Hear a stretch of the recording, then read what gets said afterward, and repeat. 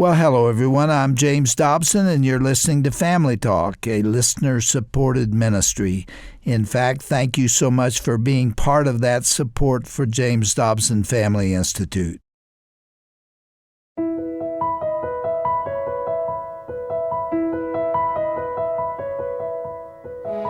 Well, hello, everyone. I'm Roger Marsh, and welcome back to Family Talk. Now, today we're going to hear a classic episode that includes the balance of a conversation Dr. Dobson had with a young boy named Kyle West. Doctor met him in 1999 at a Focus on the Family staff picnic.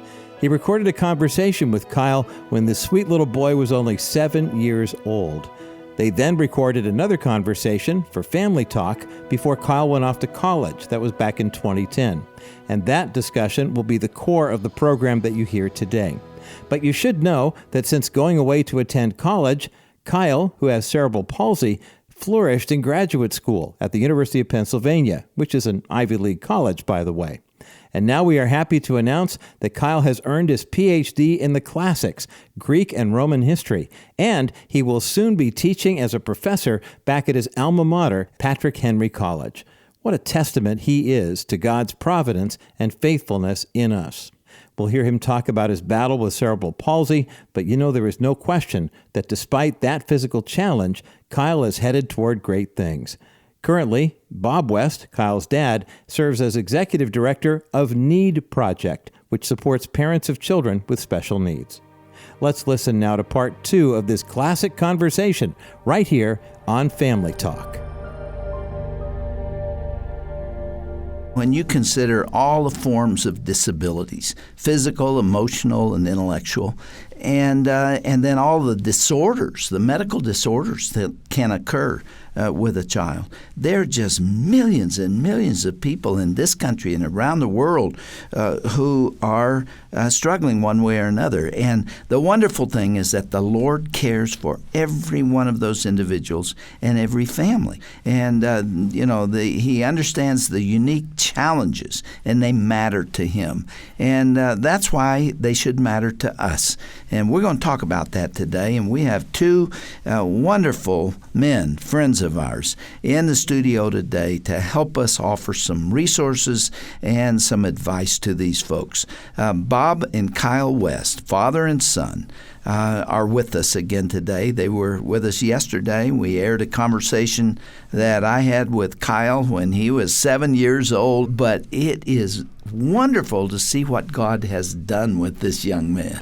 I invited these gentlemen to be with us again today to get an update on you, Kyle, and to talk about your dad, Bob. And it's a pleasure to have you both here.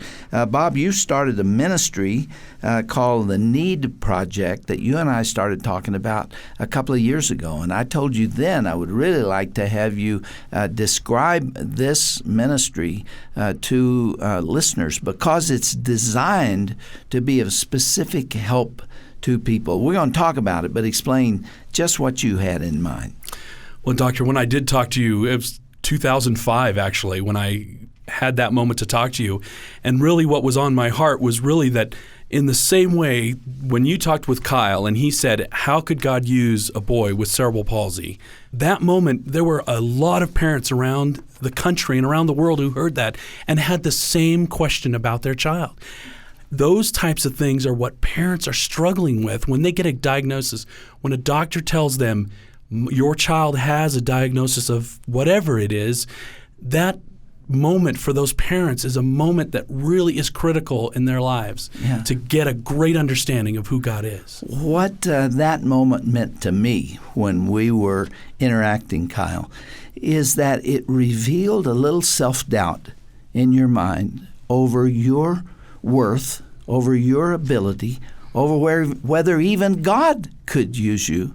And for you to ask that question, to actually verbalize it. And then I had an opportunity to react to it and to assure you that God had a plan for you. That reverberated with all those people out there who are asking the same question. And many of them are still children. Right. And I think what a lot of families really struggle with too, Dr. Dobson, and something that my dad identified with when he was starting the project was just even beyond just looking for a sense of purpose and why this happened and how God can use that situation. It's also a lot of parents, especially who face, raising a child with more severe disabilities, wonder, where is the joy? And why would God do this to me? God. There's a theological dimension to this that I wrote about it, and when God doesn't make sense. And it is really important. Understanding that the divorce rate of parents with special needs children is over 80%. Isn't that terrible? The problem is people are not getting that. They're not getting past the question of where is God? Is he there? How can he use us? And for our family, that question was answered in a mighty, mighty way. Well, let's look at how it's been answered even at 18 years of age. I read this list of accomplishments yesterday. But let me read them again because it answers the question you asked when you were 7 years old. He participated just beautifully, articulately in the Truth Project. He's a member of the Colorado Springs Mayor's 100 Teens. That was actually 2007, 2008. He's a member of the Colorado Springs Gazette's top 20 best and brightest. Talk about accomplishments. He is the speech and debate team captain, and he is a national tournament qualifier in speech. He was the school newspaper copy editor. He received now get this one, he received the Liberty High School Distinguished Scholar Award. That's quite an accomplishment. He was a 4-H club president, and he participated in high school theater. And I'll bet you there's a bunch more that's not listed here. Kyle, congratulations to you. You just thanks. Graduated from high school, and you're off to college. Tell us where you're going. Actually, I'm going somewhere that you have had some past connections to, Doctor. It's a place called Patrick Henry College It's in a great school. Virginia. It's near D.C., about 45 minutes from the metro area, and they have a really passionate focus in raising up the next generation of Christ-following, God-fearing conservative leaders who are going to just work in our nation in journalism and teaching and government to just affect the culture in mighty ways. And I'm really excited to get involved with that and kind of get in on the ground floor as they get started. So Now, I've heard that you have the goal of getting a PhD. yeah, I'm actually looking at pursuing that just because it was actually an idea that my uncle gave me because he said, Kyle, you love to talk so much. If you became a college prof, you'd have a captive audience, and it just I think that a passion that God has really cultivated in me is just a passion for history and understanding our heritage both as a civilization and as a nation. So I really want to inculcate that in a generation of young people because the understanding of our history is so vital because we can have no idea where we're going unless we know where we've been. Sounds a little cliche, but I really want to instill that in the next generation. So, Kyle, I need to ask you about your medical condition. You have had 12 surgeries, haven't you?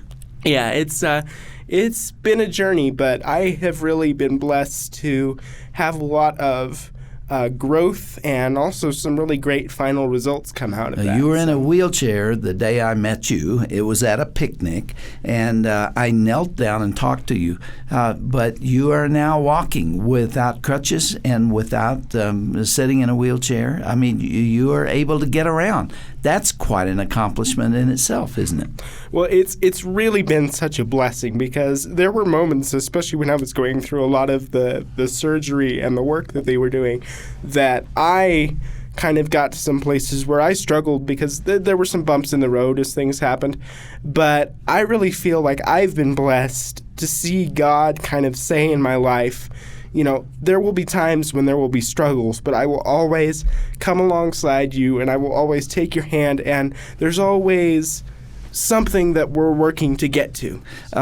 Kyle, have you really felt his presence in the dark moments? Bob, I remember you telling me, and I may not have the details right, but he had surgery on one of his knees, and they had to turn his leg. Well, and it was a terrible surgery. It was really very difficult, and it didn't work, and they had to go do it again. Do I have that right? Well, I affectionately call it swing set hardware. They did rearrange his legs.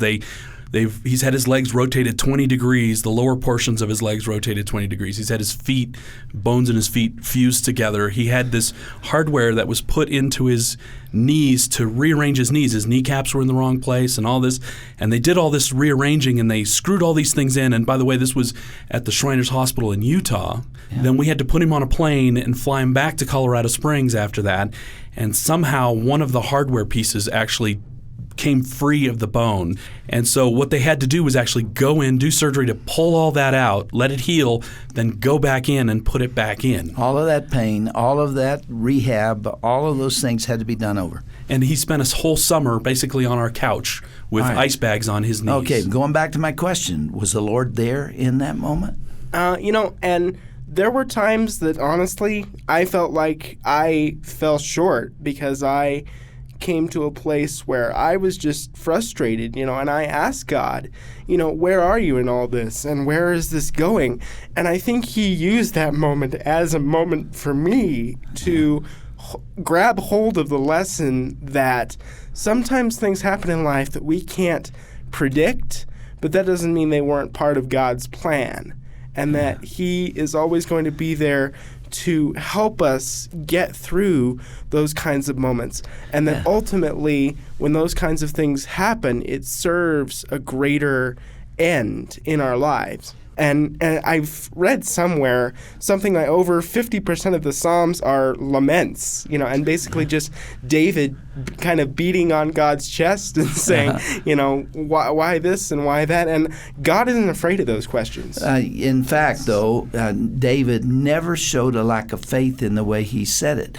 The children of Israel were complaining and moaning and asking God why, and God rejected their response. But when David said those things, it was in faith, even though it was reflecting frustration. Bob, we've got to get to your ministry because I really want people to understand what Need Project is all about. Having had this experience with Kyle and seeing so many other people struggle out there, what are you trying to accomplish with them and why?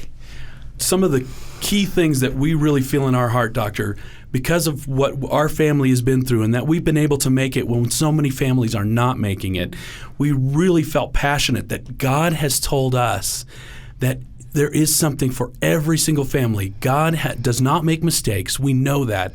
And God has used us in a mighty way and other families as well that we know that God has used so amazing to affect their family, their neighbors, and others for God's purposes. Now, I hate to admit this, but you and I have talked about it together. There are many churches that really don't seem to want disabled people and especially those that are intellectually impaired. They don't want them there, and they let it be known. And the parents of those children desperately need God's love expressed through other people. And you're trying to kind of fill the gap there, aren't you? Well, and really, Doctor, we work locally with our church, but then we started to see these families and how they're struggling. We really wanted to step up and start affecting their lives in a way really at that moment. And I've talked about this, and sometimes I call it the shock and awe moment. When the doctors told us that Kyle had a disability, when we got that diagnosis, it was a moment that an explosion went off in my head, and I really spent probably the next couple of years numb, just trying to get through the daily things that we had to do, the twice-a-week therapies, the surgeries that Kyle needed, the things that he had to have, and my wife and I had to provide these things for him. And so our goal is really to do that. We want to give those practical things we can to parents that they can move forward in their lives and get through that shock and awe moment and understand there's really two things they need to understand. Number one, God has a plan. Yeah. And boy, is our family specifically know that God has a plan for every single special needs child. If they have a question, they can go listen to yesterday's broadcast, and they will know that God has a plan for their family as well. And they need to know that God is with them. And it's okay to struggle in that time, but they do need to move through that and question what's going on in their lives and how God is using them. Well, with you, Kyle, God not only used your disability in your life to shape you into the person you are now, but from that has come this need project. So good has come out of that too. I'm sure if we go back 15 years, you would have been likely to say, why me? And yet God doesn't answer that question. He just does what he will do, and it all comes together for his purposes. I really think as a young man who was having a child, I had expectations of that child, just like any parent does. Is my child going to be the football star? Is my child going to be the lawyer, the doctor? And when you get a diagnosis, you really have to let go of those dreams. The funny thing is that why any parent expects their dreams are going to happen is beyond me. It is God's purposes that we're here. It is. And so to understand that I would have never started a ministry for others' families, I would have never had this heart if it hadn't been that God affected me in a way that made me go through thinking through how can God use our family. And I know it because I was a professor of pediatrics in the divisions of medical genetics and child development. I saw all of this every day, and it got a hold of my heart, I'll tell you. And that's why I believe strongly in what you're doing. And hey, Kyle, earlier today, before we went on the air, you said with a smile that your dad's a little paranoid about your going off to college. He's worried about that, isn't he? I very much appreciate that he is, because it's just, that natural parental instinct that he wants to make. He loves you, Kyle. Yeah, he wants to make sure that his boy doesn't get, swallowed up by the big bad world, which to me is just evidence that, he loves me a lot. But, it's also a challenge, too, in a lot of ways for families who face the fact that their child has a disability, especially for families whose child with a disability has certain limitations, but also has the possibility of kind of getting out more and going out on their own, that there are certain obstacles that they're going to face at certain points in life where if your parents aren't there, they're not sure how you're going to deal with that. Are you a little worried about it too? So, well, I think I'm slightly nervous, but I'm also really excited about the whole opportunity of college and the adventure. You're a go-get-it guy, I'll tell you. You'll make it. Well, and Doctor, there are what I call two critical times for parents with a special needs child. That early diagnosis and getting the things that their child needs. But the second one is that transition to adulthood. Kyle's going off to college. He's right. We're scared. We're scared, not because of his education. I mean, you read his list of accomplishments. We know he can do this coursework. What we're concerned about is how he will survive without some of the skills that, and of course, every parent worries about that their child's not going to be able to survive without them. But we have a little added extra incentive there to make sure he's able to make that transition to adulthood.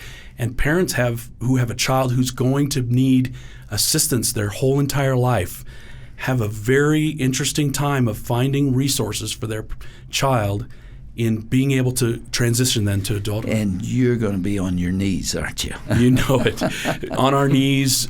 We've also made sure that he's got Skype so I want to be able to check around his room and make sure that he's not laying under the laundry or anything like that. They're worried they're going to get that phone call a couple of weeks in. Help, can't open peanut butter, but we'll send him with the crackers with cheese inside or something. But I will definitely be on my knees too, and appreciating all the love and support that I'm getting from back home, and just embarking on the new adventure, but also making sure I don't do anything that worries my parents too much. Kyle, I want to tell you, we started when you were 7, and now you're 18. As long as I'm at this table in this studio, you will have a place. And our listeners will want to know about you and be kept informed about how you're doing. Many of them have not met you, but in a strange kind of way, they love you. Can you understand that? Oh, I don't want to sound like I'm tooting my own horn, but yeah, I guess in a way, I really appreciate so much of the support that's come from some of the amazing opportunities that I've had, both in our broadcasts and with the Truth Project. And again, just the amazing way that God has enabled me to see that He can use our most frustrating and some of our weakest circumstances, but also just the way that people have just lavished, love and support on me. I want to let everyone out there know that I appreciate that incredibly, and that I'm keeping all of you in my prayers, and I appreciate the prayers that are going out. So, well, I do have to admit to you that I'm humbled by what you say, because on occasions in my life, I have whined and moaned about far less than you've had to deal with. And you've done it with confidence and done it as a role model for a lot of others. I think of the children out there. You know what, Bob? Right now, I'm sure that there are teenagers out there who are disabled, and they're hearing this either by CD or hearing it live or hearing it on the radio, and they will draw courage and stamina from what they hear coming from your son. And I know that for a fact because of the responses that have come to our family, that God has used Kyle. We don't have any idea. People have said to us, you guys must be wonderful parents.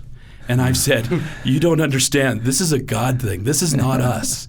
We're doing the best we can, just like every other parent out there. I would like you, in closing, to talk to the parent out there that is really discouraged today.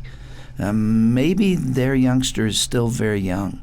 Maybe that child has autism and is disrupting the class or the Sunday school.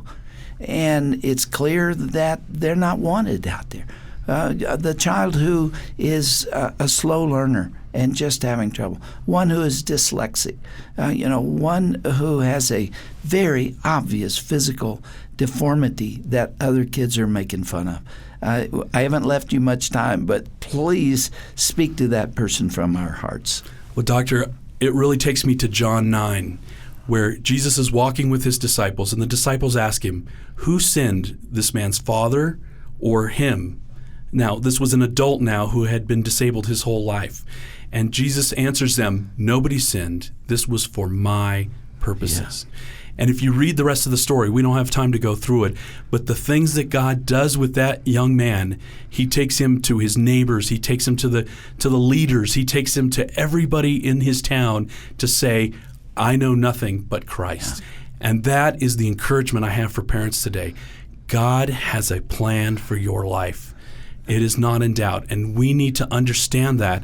It may be that we don't see it, but I know it's there. And, sometimes we feel that we are coming from such a place of weakness. But what I want both children and young men and women and parents of those young men and women with disabilities to know is that God is the Heavenly Father who is above and watches over each and every one of us. And He is willing and able to give us the strength to see that He has a purpose for each and every one of our lives. Kyle, I told you that a lot of people love you, and I know that to be true, and I'm one of them. I appreciate you, my friend. Thank you, Doctor. I appreciate you, too. That was an instant friendship when we met at the picnic, and it continues to this day.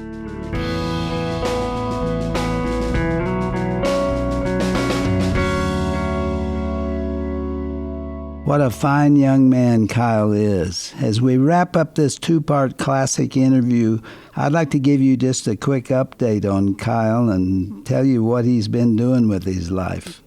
After graduating from high school, he went on to Patrick Henry College and earned a degree in the classics, after which he earned a master's degree in Greek and Roman history at the University of Colorado Boulder, But he still wasn't through with his education. He went to the University of Pennsylvania, which is an Ivy League school, and there he earned a PhD in the classics. And now he's teaching Greek mythology at Patrick Henry College. So we're very proud of this man. He's dedicated his life to the Lord. So we congratulate Kyle for what he's done with his life. And if you would like to have a copy of this recording, just write me and I'll be happy to send it to you. This has been a presentation of the Dr. James Dobson Family Institute. Hi, I'm Dr. Tim Clinton for the James Dobson Family Institute. If you don't already get it, sign up for Dr. Dobson's monthly newsletter at drjamesdobson.org. You're going to receive insight and news that impacts your family and solid advice that you can trust. You're going to find direction, encouragement, and more every month. Visit drjamesdobson.org and sign up for that monthly newsletter today. And again, that's drjamesdobson.org. Hey everyone, Roger Marsh here. When you think about your family and where they will be when you're no longer living, are you worried? Are you confident? Are you hopeful? What kind of legacy are you leaving for your children and their children? Here at Family Talk, we're committed to helping you understand the legacy that you're leaving for your family. Join us today at drjamesdobson.org for helpful insights, tips, and advice from Dr. James Dobson himself. And remember, your legacy matters.